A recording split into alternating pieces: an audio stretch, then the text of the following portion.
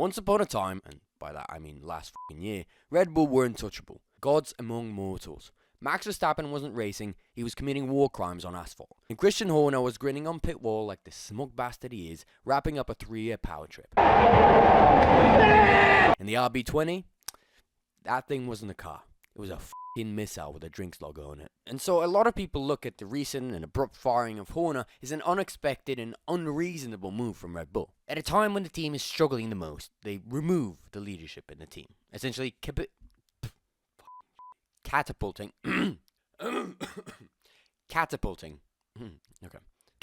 the legendary experienced pilot from an already falling and tumbling airliner. This doesn't really make sense, right? As this is exactly the time to have the leader put it all back together.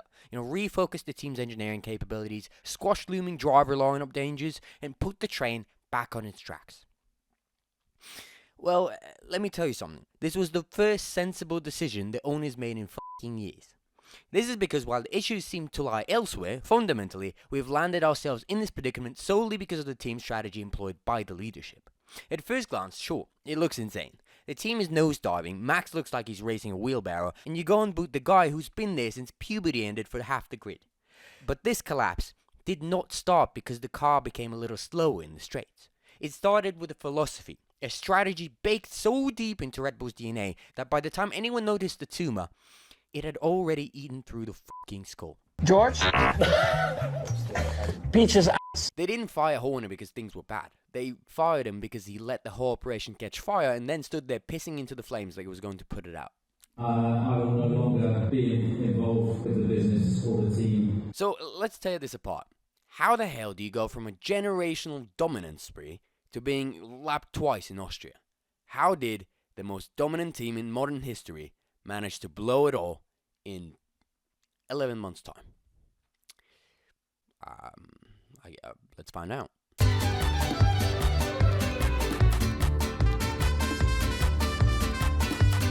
Let's not kid ourselves here. Red Bull was arguably the most dominant team in F1 history.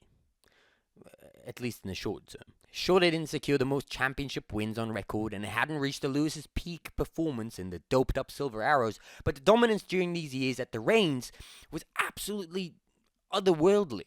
Record wins, consecutive championship seasons, Verstappen doing things that made Hamilton fans cry into their little monster cans.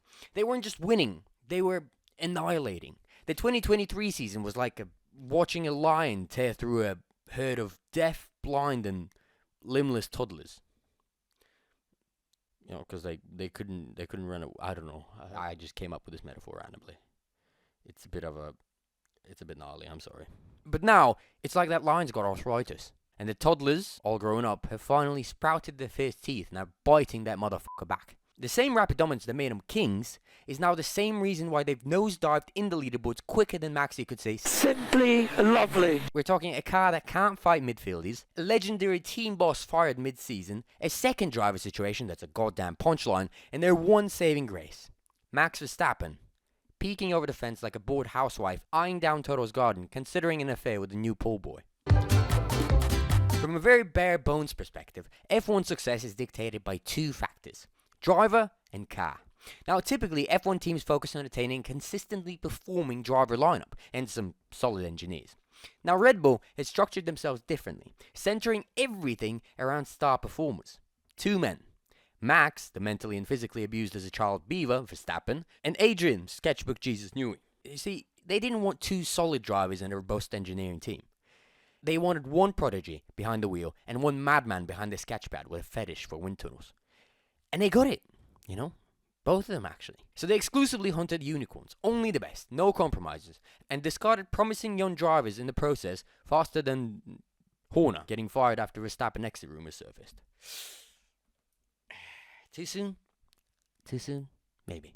For engineering, they just built a whole supporting structure around Newey, building out anything and everything he came up with in that team. And in the meantime, tailoring every molecule of carbon fiber to fit every square inch of Max Verstappen's potato-shaped body. As a result, they created the ultimate weapon for the ultimate soldier. And for a while, it fucking worked. They built an F1 war machine so laser-focused and fine-tuned around that man that it didn't just win. It rewrote what dominance looked like. Max would show up deadpan on the radio, complaining about tire deck, and still lapped the entire midfield like it was fucking Sunday Soccer League. And Adrian's sketches turned into aerodynamic sorcery. I mean, the car practically bent physics the way it was speeding around every single track. Every resource was funneled into perfecting this one-man ecosystem. Car built for Max, strategy built for Max, even the fucking teammate was handpicked to comply with whatever Max needed at the time. Truth be told, at his peak, Max actually didn't need much, so they just ended up settling for Perzito over here. The entire Red Bull machine ran on the premise that if you keep feeding the apex predator, he'll keep tearing throats. And for a while, he did. Race after race, season after season, they walked into the paddock saying, yeah, it looks pretty good for us, but let's see how Sunday goes. But we knew full well, every fucking time, exactly how it would go. I honestly started putting a little strip of tape over the first place position on the leaderboard on my TV to just, forget about the Dutch sloth for a bit and pretend like F1 was still exciting. It was that bad. Okay, let me explain by setting you the general timeline through which the team turned from one of the most dominating teams the sport has ever seen into an absolute failure of an outfit, crumbling like a fucking wet biscuit.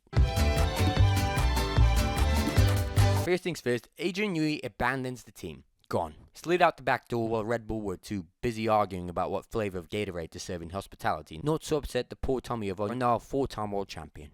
And the car, suddenly looks like it's been modelled on a 2008 Sauber. Compared to what revolutionary speed and capabilities were unveiled with the previous generations, the latest car just looks uninspired. It's like comparing the massive leap Apple made when unveiling the iPhone compared to what was out there on the market at the time. And now the iPhone 17 to 16. The only change I feel like was camera size and the number on the box. And the same story with the RB. As soon as the genius is gone, so is the innovative nature of the team. Now, of course, it couldn't have happened so quickly following his demission, but I guess it was a long time coming, with the team refocusing on, in the best case scenario, the 2026 car, and in the worst case, on which golden merch design to feature once Maxi gets his fifth on the board. Oh. At the same time, McLaren turns up the heat with a fresh leadership and inspiring lineup, developing a very strong performance package altogether. And this serves as finally the catalyst of the, at this point, typical decline F1 Championship teams experience. It's really nothing out of the ordinary. Here comes the tricky part, and what made Red Bull crash so fast. I believe it is the over-reliance on the star driver. Max's point scoring was the sole source of the team's performance up until then. When things were great, it was more than enough with a car so strong, the little performance the second driver had was satisfactory. However, due to their constant strive for the perfect talent back in 2019, 2020, Red Bull swiftly discarded many other young drivers over a short-term underperformance and getting used to things, a bit too slowly. And ultimately, settling for an okay but team-playing driver, willing to be complacent to the one-man driver strategy. And this, however, meant that, unlike other teams, Red Bull did not have a second driver developing in their team and growing into the seat of the RB. Instead, it was just Max, for whom the car was built. And so together with this Max-first engineering stance and talent-seeking second driver roulette, meant that by 2024, they did not have a second driver in the team. At all. Now, as a result, once the performance did dip, Max began to struggle a bit while the already struggling second teammate was just removed from the race entirely. Do it once, can't you? Yeah. Oh, he's round. Oh, Verstappen round. Spins, and then the safety car comes to an end. The result was the 2024 season, where Max was able to secure the drivers, but was not at all enough for the constructors, losing a lot of financing for the team. Instead of adjusting the engineering strategy to suit both drivers, the team instead decided to double down on the talent-oriented strategy, sacking Perez and trying to look for a second Max Verstappen to make up the difference. The problem here is there is no second Max with the same performance in such a particular car. And what commenced was then further decline in car performance due to the loss of financing and exit of the top innovator, further declines in the performance of the already struggling Verstappen, and then the second teammate struggling to even get out of in Q1. All of this results in, once again, a shift in the second driver. But that doesn't really help now, does it? Now, with a poor car, the star driver is unable to secure anything close to the points haul required to equal the front runners. In fact, this doomsday loop continued so much so that by the Austrian GP this year, once Max was out, the actual pace of the RB was in the bottom 5 of the grid, being lapped twice. So, Yuki Tsunoda has been given a 10-second penalty as well for causing a collision. But I honestly don't even want to put it all on poor Yuki, because it is not his fault. Well, some of it is, yeah. He tends to act like a little inbred minotaur and smash into everything and everyone when he doesn't get his way. Tsunoda trying to repay the favour on fresher tyres, and they make contact and they spin! But still, largely it is the circumstances that he finds himself in that led to this abomination of a performance. And as much as I've touted this as a story we've all heard before of the underperformer and utter failure of an F1 driver, Perez, this has repeated several times now, so there is something systematic instead underneath. Now, don't get me wrong, I still hate the fucker. I still think he was a talentless little swine that should have been traded away for a prospective rookie midway through 22. But that's my personal dilemma. I will deal with that on my own time. And by the way, the fucker's really reeling in the limelight now, appearing in a fucking podcast and whatnot, saying that he's the greatest driver the world has ever seen, and it was all the car after all. He's honestly seizing every moment of poor Yuki's slow and painful demise, trying to make his career on the suffering of the poor Japanese boy. Almost said Chinese, fuck. But either way, there's something wrong with the team. Where, as we saw very well in Austria, once Max is out of the race, there is no Red Bull team anymore. Pretty much the only thing the Austrian GP was good for, if I'm honest. It's just a decaled up version of Williams. Williams if they had sponsors. And by sponsors, I don't count online casinos and whey protein. Normal f***ing brands. Like a cafe chain and a crypto exchange.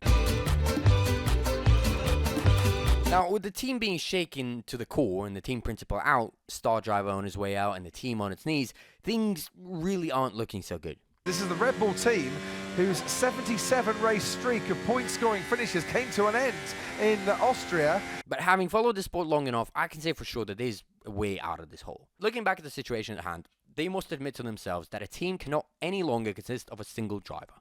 And while it's absolutely fine to have one star driver and then a support driver, or like a second tier or whatever we call Bottas nowadays, the car must be drivable enough for all drivers taking a stab at it, to capitalize on its pace once that is reached. So first things first, the fundamentals of the car must be rethought.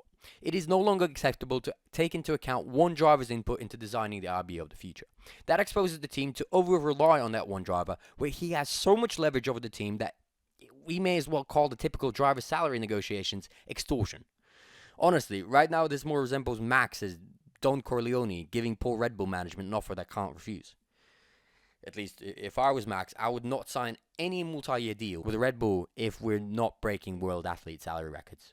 Honestly, either he enters the top 5 most paid athletes of all time, or the man should walk. And then obviously, if you build a car around one driver, they risk the fact that the car becomes quite undrivable for anyone else.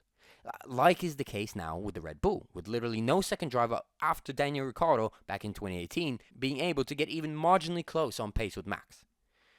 And fuck off if you now say that I'm forgetting Perez, because he was second in the Drivers' Championship in 23.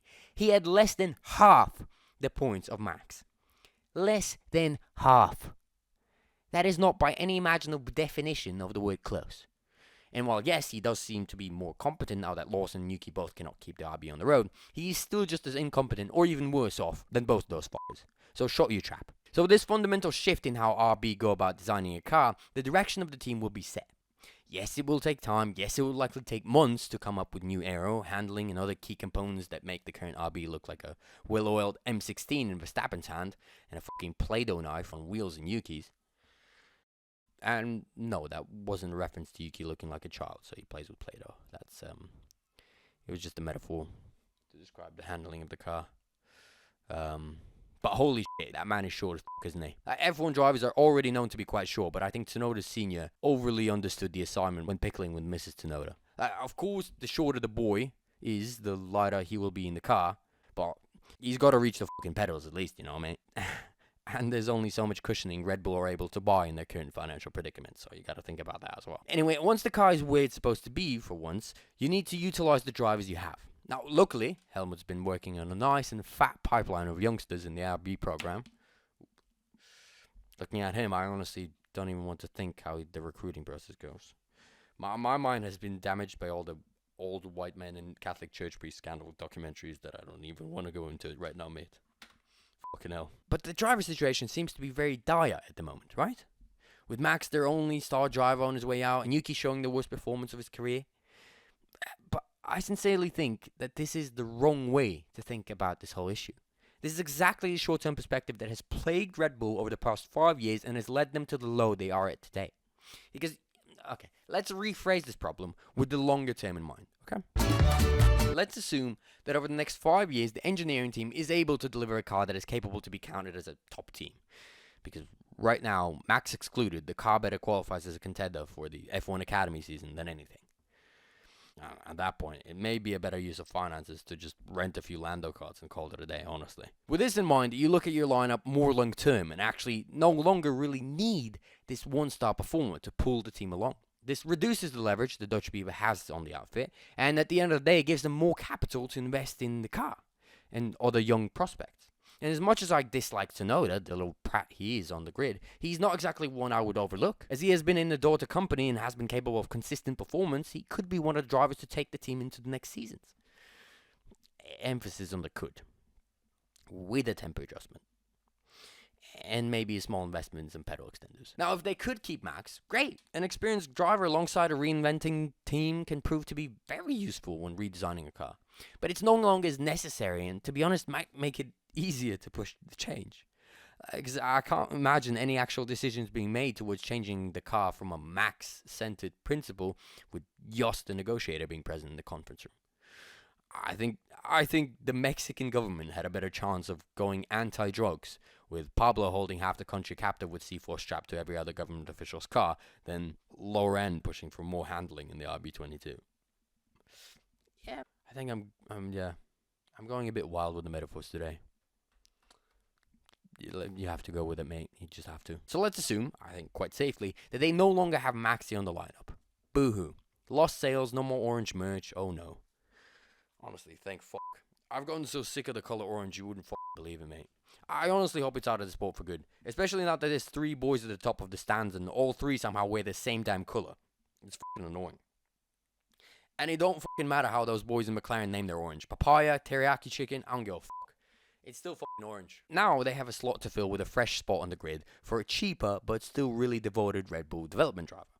Willing and able to jump in the seat for probably $10 an hour. In fact, I think Red Bull has so many drivers in the pipeline, some of them might be willing to even finance their way into the seat. Could even be an additional revenue stream for the team. You never know. They're probably going to fucking need it. And now, most importantly, they need an Adrian Newey in the team. A fucking sap. Now, I'm not talking returning the original Newey, although that would be quite nice. The man might have a couple of years still in him. Or maybe 1.5 years. But I doubt that Aston will let him go. And if anyone can enter a fucking price war, it's the deep pockets of the Strolanov dynasty. King Lorzander and Prince Lancelot. So instead, poach someone. It's fucking F1. I mean, the last thing I need to explain to you is how to steal a fucking engineer from a rival team. Come on, for fuck's sake. You want me to pick the fucking front left wheel man as well? Jesus, gotta do your whole job, don't I?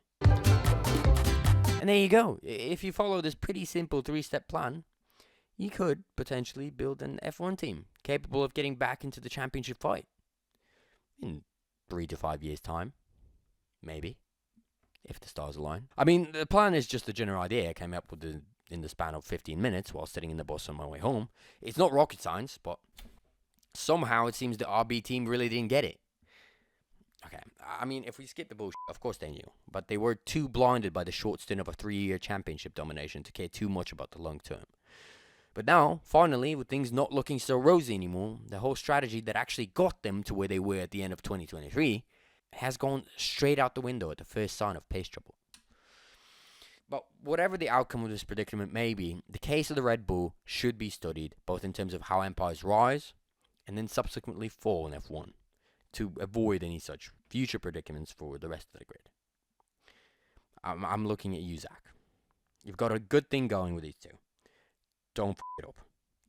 Do not pick your favorites just yet. And the same for Mercedes. Once they get their groove back, I mean, once Max probably enters the garage, just don't become another RB20, okay? Don't forget you've got another side of the garage also being paid millions of dollars to try and get somewhere above P16. And Ferrari, well, you can pick your favorites, I don't care. Nothing will really change the shithole you're in. What they need is a fucking management change. Cut the leadership and poach some of the Red Bull strategists that will be looking for a job in the next few months. maybe you'll get someone that actually listens to the opinion of your driver lineup. You know, the driver lineup, you pay $100 million a year and still somehow seem to completely ignore every fucking race where you just